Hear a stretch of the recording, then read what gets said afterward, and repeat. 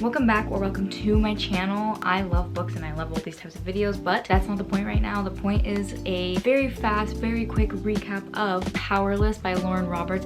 Fearless just came out by Lauren Roberts a couple days ago, and I thought that I'd sit down and actually make a quick recap because that's what I look for on the internet when I can't exactly remember everything that happened, because to be honest, I flew through the Powerless book, Powerful, and then Reckless by her. I blinked and I was done with the book and I was sobbing and I was like so in love with the book, but I just went through it so quickly that I almost didn't retain all of it. And so something I do love to do is I search up the book that came out before the newest book, and then I look for a recap short enough to jog my memory a little bit. So hopefully this video is that for you. Nonetheless, I'm just going to be blazing through the notes here. I'm just going to go as quick as possible, but also try to maintain eloquent in speech and make sure everything still makes sense. I'm going to be just going chronologically. So there are obviously spoilers in here, and this is basically recapping the whole book. So whatever trigger warnings are in the book, I suggest you look at them before watching this video if you do get triggered. Now I will be looking down at my notes, so if I'm looking down a lot in this video, it's just because I have so many notes about this book. So first things first, we are starting out in the kingdom of Ilia. Now in this kingdom, there are 3 different power groups, which the first are called elite. Now these people have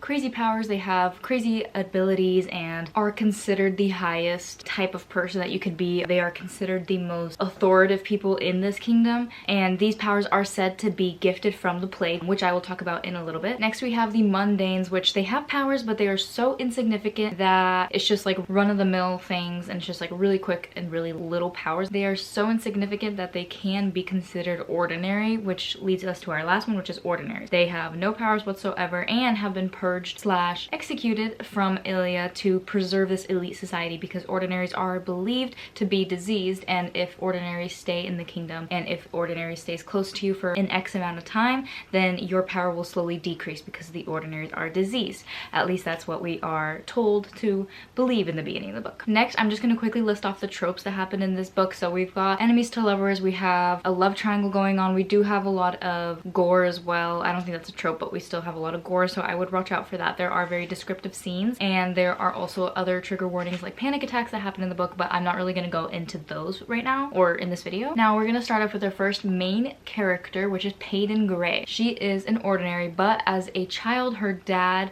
taught her how to be very observant to the point that she can pretend to be a psychic so that they don't get her killed, and therefore her entire life growing up she is known to be a psychic, which is a mundane power. Peyton Gray also has a best friend named Adina. Adina has powers and she is a mundane, and she is also a seamstress, so Peyton and Adina are absolute best friends, and they have been living in the slums, aka Loot, which is the city that they live in. They've been living there their entire childhood, and they formed a bond really early on because Peyton's dad actually died really early on, which he was a healer, and we kind of get into why later. But Adina and Peyton work together to either scrounge up food or scrounge up money, and Adina will sell the things that she sews, and she'll sell dresses or scarves and anything that she can basically, while Peyton, she'll go and not only use her psychic ability but also go and thieve around, you know, pinch people's pockets and get some money, or she'll find some sticky buns and will take them back to their little house,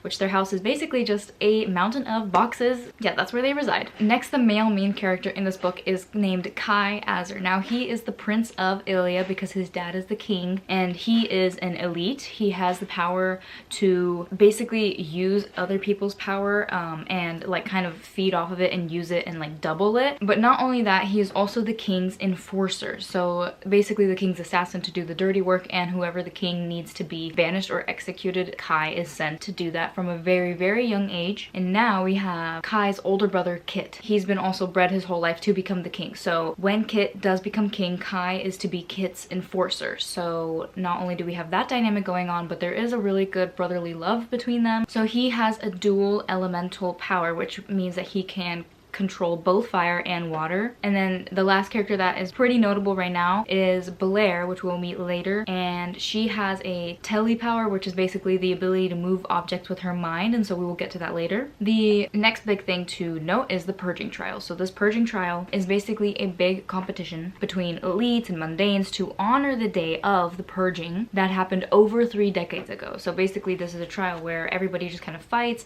and I'm not sure if it's always to the death, but it's usually just like whoever wins these trials is known to be like this like super duper elite person. It's basically in honor of the fact that elites are able to be elite because of the purging that happened, and now that there are no ordinaries, this is just a perfect, beautiful society. So as Peyton is surviving and thieving as a necessity for her life in the slums, she and Adina are the only people in the entire world that know she is actually an ordinary, and Adina obviously keeps her secret. They have bonded a lot because of it, and they rely on each other to live. So not only in this part of the story, Peyton bumps into somebody and she takes something from their pocket. She feels a note, and the note says, "Meet us at blank location on this day." So basically she sees that it's actually her old house where she grew up in, and she was like, okay, that's really weird. I'm gonna tuck that for later and kind of dismiss it for now. So whilst Peyton is on this journey to thieve and find her next target, she unknowingly steals from Prince Kai, the next enforcer, and they have a brief exchange which does set the tone for their banter the entire rest of the book. And as he is walking away, he does get attacked and like hit on the back of the head, and he gets just brutally attacked. So then she sees that happening and she's like, okay, I cannot let this happen. So she goes and basically saves his life. And from that exchange, that all happens, and then they part ways. The next day, the contestants for this year's purging trials is posted, which has her name at the bottom of the list. So essentially she gets picked up and taken over to the bigger part of Ilya and is kind of forced to participate in these trials. Now here we have a lot of flirting going on between Kai and Pei because of what happened back in the slums, and just a lot of exchanged glances and looks and lots of itty-bitty flirting going on. Meanwhile, there's also Kit, the older brother, who also seems to have an eye on Peyton and seems to kind of have liked her character and thinks that she's cool and witty and fun, so he also wants to try to get closer to her. Now here, while Peyton and Kit are having a couple exchanges, we read that Peyton can't meet Kit quite in the eyes, and we are told that it looks just like the king's eyes, but we aren't told why she is so unnerved by those eyes. Now, a couple of days go by, maybe a week, and Peyton and Kai keep having their moments, both secret and exposed, and they just keep getting a little bit more banter and a lot more connection. However, Peyton cannot let her guard down, so for some reason she just can't let herself fully be open and exposed, because why would she have to be? Now we have a big ball coming up. She finds herself needing obviously a gown and multiple of them because there will be many of these balls, and just during these trials she will need certain outfits, and so she was able to get her best friend Adina into the castle on behalf of having a seamstress, and the best seamstress she knows. So she was able to do this and get Adina there safely without turning anybody's heads, because she's just a seamstress. Why would anybody actually care or pay mind at the fact that Peyton just needs a seamstress? So during this ball she makes quite an impression because her gown ends up being a different color than the rest of the girls' gowns, because that's not what they usually wear. Nonetheless, during this ball she sees a servant and she almost recognizes them from loot, but she just like dismisses it, and later we hear a big explosion happen. So now hell is breaking loose, and we get Kit, Peyton, the king and queen, and a few other royals and a few other contestants in a basement slash bunker to hide away from everything else. And there, Kit and Peyton have a deeper conversation over the hours spent in there. He ends up telling her what his belief is with the ordinary, and that's when he explains that ordinaries are said to be diseased and can make other elites lose their power because of this ordinary disease. So not only is it dangerous for her to be there, but it's literally her head on the chopping block if they find out that she's an ordinary. So throughout these trials, she will have to be convincing everybody else that she is a psychic and that she does have abilities, while maintaining the physical strength to actually overcome these trials and these different games. So the first trial, we have 1 week to collect rubber band bracelets off of each contestant. Person with the most bands at the end of the week wins. And during this trial she gets extremely injured, stabbed in the stomach, and then she finds Kai, and then she ends up finding Kai in the forest, and then he trips on a salve that he can actually use to heal her stomach. So they end up relying on each other for a little bit and end up opening up to each other and having a little bit more of a connection again, a little bit more of a conversation. And with this, the conversation of her dad being a healer before he died comes up again. Now, Pei does not win these trials. I believe it was Kit that won these trials, and his dad is obviously very happy because his prized possession is winning the trials. So after these trials, a couple days pass by, and Kit and Pei actually end up forming a friendship now, and they just begin to know a little bit more about each other and their pasts and their histories. And at this point, Kit gets bold enough to tell her, hey, you're not meeting me in the eyes, let's actually become friends now. So she's like, okay, fine, I'll meet you in the eyes, let's become friends. So now we're going back to where she found that note in that stranger's pocket saying her old address and to meet them there at said time. So since she thinks that this note was intended for somebody else, she secretly goes to her old house and finds her personal guard standing waiting for her on the other side of the door. But then he reveals that he's actually part of this rebellious group called the Resistance. They walk her through this house and they actually end up telling her about their entire plan and their entire resistance team, that they have been living in disguise with elites and among elites, but they want to show themselves on the last day of the trial and basically get a word in to the king and tell him, hey, we've been living here all along and you guys are perfectly fine with your magic, so let's just all live in peace and harmony. So she's like, okay, fine, what do you guys want from me? And then they then explain to her, can you please get close to Kit and find out where secret entrances are for the castle so that we can actually get in, and instead of making a big riot. She hesitantly agrees to this and moves on. Another ball happens, and of course she's standing out with her beautiful dresses made by her best friend, and of course they keep becoming more and more out there, and she and Kai keep having moments both in secret and in the light. After that ball, they wake up extremely intoxicated still to find themselves in the next trial, which is to climb a mountain, and whoever makes it to the top first wins. However, there are two teams, and Kai and Peyton are both on separate teams and they have their own teammates, and Jax, Kai and Kit's youngest brother, is also on Peyton's team. So as they're going up this mountain, Jax does tell Peyton that in order to become the enforcer, the king made Kai climb this mountain and face his fear of heights by climbing this mountain and literally facing his fear in order to become a better enforcer for the future. And basically we get a glimpse into Kai's life and how his dad would break him down and make him heal himself essentially, and make him face his worst fears and overcome them to become the best, most steely person alive. Now once they're finally at the top of the mountain, they think that they're done, they think that they've won, and then we get a curveball from the announcers and they say that actually now it's a capture the flag. So not only have you actually climbed this entire mountain, but now you have to steal a flag from the other team. And by the end of this trial, Pei ends up getting the flag because Kai actually ended up giving it up for her in order to kill a different contestant to get that contestant off of his back. So fast forward to a couple days later, we've got a third ball. Do I really need to say this again? She has a gorgeous dress on, and it's of course a different color than the rest of the girls. Now before the actual ball, Kit ends up taking Peyton to a secret entrance below the castle in order to get to loot so that Peyton can show Kit a little bit where she came from, and he ends up getting really riled and sad and angry that the fact that he didn't even know any of this was going on, and he didn't know that people can live like that. So they end up getting even stronger of a connection because he couldn't believe somebody like her came from something like that. They then go to the ball and they dance together, and she ends up stealing a key off of him to then later give it to her guard, her personal guard,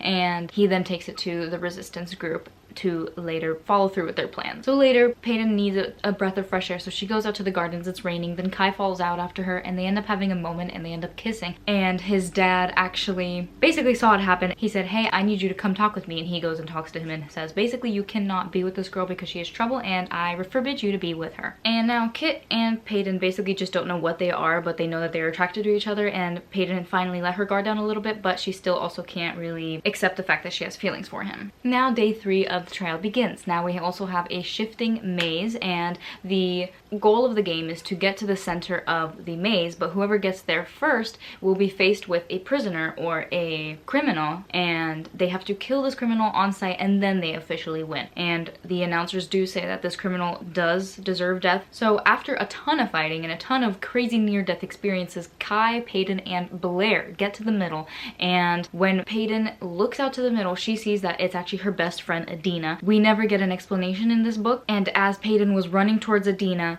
couldn't even get the words "I am sorry" out in time before getting impaled by Blair and her telekinesis power throwing and hurling a branch through Adina's back, and she kind of died on sight, leaving Blair as the winner. Now Peyton is freaking out and she is absolutely uncontrollably sobbing, and Kai is trying to figure out what happened and why she's so upset over this, but then he hears screaming in the crowds and he looks behind him, and there are rebel groups, aka the Resistance, holding his family hostage and saying that they will kill both princes if they don't get their authority back, basically. So once Peyton is done crying over Adina, she looks up and she realizes this is not what the Resistance told me. The Resistance told me that they would be a peaceful thing, not holding them hostage and threatening to kill both princes. And then once she's thinking about this, she meets Kit in the eyes through the crowd, sees the green eyes that she so feared in the beginning of the book from the king have now turned into Kit's eyes, being completely enraged. So everybody's running loose. Kai gets so angry that he ends up basically killing a ton of different of the resistance members, and they all kind of finally break loose, and we have Kai running away and Peyton running away. Peyton runs into the castle, runs back out to find the king face to face with her and admitting to her that he's actually known that she's been an ordinary all along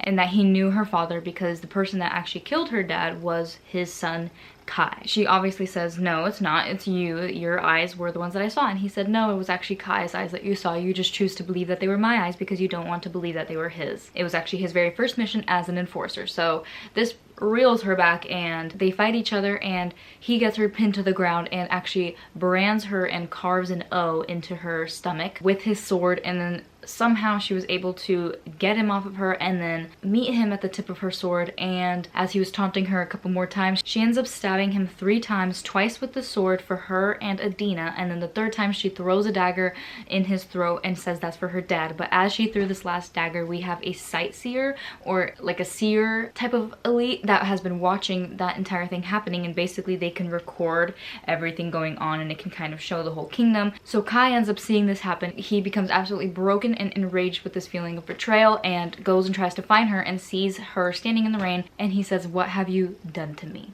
So he knows that his job is now to kill her, and he says, I will give you one mercy, and that is to run right now, because the next time I see you, you will not be as lucky. So she runs for her life with knowing that she just got branded by his dad, and that's honestly how the book ends. But then we have a little last scene from Kit's point of view after the father's death and after his burial, and Kit completely changed character. He went from this kind and understanding man to become a cold-hearted, betrayed, vengeful man, and his first order as king to his brother, the enforcer, he tells him to go find his dad's killer, which is Peyton. So now Kai's whole mission is to go find Peyton and kill her. So that is it for this video, and I did do like my own research and I did read the book a little bit to jog my memory, but I also watched Allie Pagely's YouTube video to kind of help me recap everything as well. She does go in depth a lot more about like banter and conversations happening, and a lot more in depth about the characters' connections and just more plot holes explained. So if you do want a more in-depth video, I would really recommend her videos. They're really cool and she's a really great person. So nonetheless, I hope you liked this video, and I will be making one recapping Reckless and recapping Powerful as well as Fearless when I'm done with the book. So if you did enjoy this video, be sure to click that like button for me, and then I will see you in my next video. I gotta go read. Bye!